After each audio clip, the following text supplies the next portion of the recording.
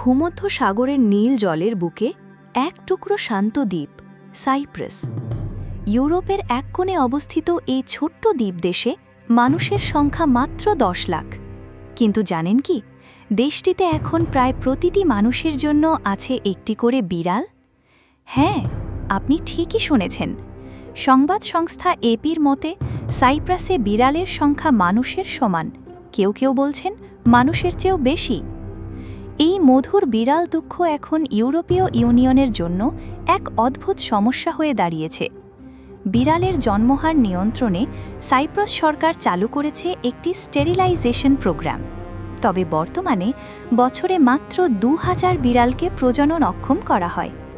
এজন্য সরকার বরাদ্দ রেখেছে মাত্র 1 লাখ ইউরো। কিন্তু সমস্যা হচ্ছে, এই চেষ্টার পরও বিড়ালের সংখ্যা দিন দিন বেড়েই চলেছে।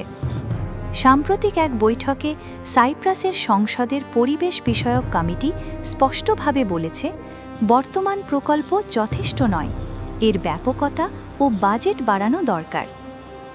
এখন পরিবেশ কমিশনার অ্যান্টোনিয়া থিওদোসিও বলেন, এটা ভালো উদ্যোগ, কিন্তু অনেক বড় পরিসরে দরকার। তবে শুধু বাজেট বাড়ালে কি সমস্যার সমাধান হবে? কারণ সাইপ্রাসের মানুষ বিড়াল প্রেমী। বিড়ালের প্রতি ভালোবাসার ঐতিহাসিক সম্পর্ক রয়েছে তাদের। সড়কের পাশে আপনি দেখতে পাবেন বিড়ালের খাবার পাত্র আর ছোট ছোট কাঠের ঘর, যেখানে বিড়ালরা নিশ্চিন্তে ঘুমায়। অনেক পর্যটকই এই বিড়ালদের কাছ থেকে মুগ্ধ হয়ে ফিরে যান। বিড়াল যেন হয়ে উঠেছে সাইপ্রাসের এক প্রাকৃতিক পর্যটন আকর্ষণ। তাই প্রশ্ন উঠছে, এই বিড়ালময় দেশে আদৌ কি সম্ভব তাদের সংখ্যা নিয়ন্ত্রণে আনা, নাকি সাইপ্রাস পৃথিবীর একমাত্র বিড়ালের রাজ্য হিসেবেই চিরকাল টিকে থাকবে?